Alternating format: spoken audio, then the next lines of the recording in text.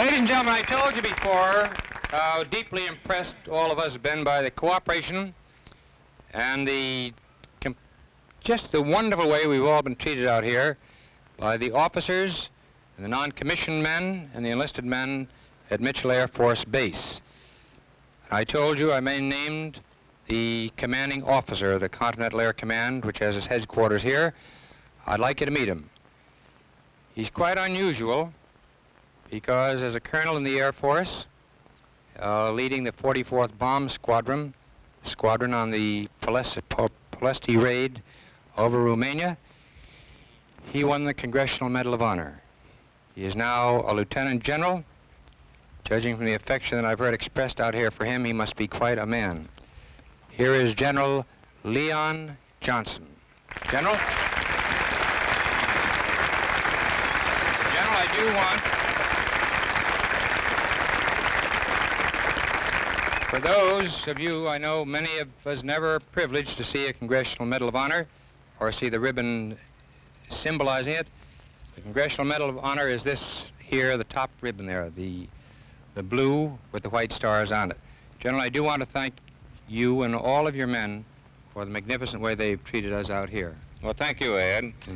And we of the Air Force like you, and we like your show. And since it's been announced that we were going to have this show tonight, there's been nothing but excitement here at Mitchell. And you've seen our talent, our entertainment talent of our boys tonight and our girls. But it takes talent also to fly our airplanes and to run our bases. And it's a talent, it's a little different type, but it's one we're very proud of. And you, Ed, and I, and all the American people can thank God that we have people like we have in the Air Force doing this job. Thank you very, very much, Joan, and that is so very, very true. You know,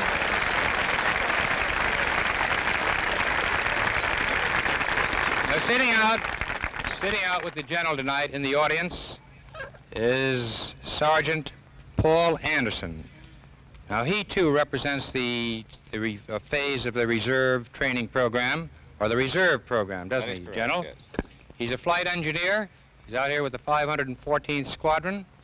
And here again, you had a man who served honorably and long during the war, but because he's convinced that it's the task of the Air Force to defend us and to carry this thing on, he's come into the reserve.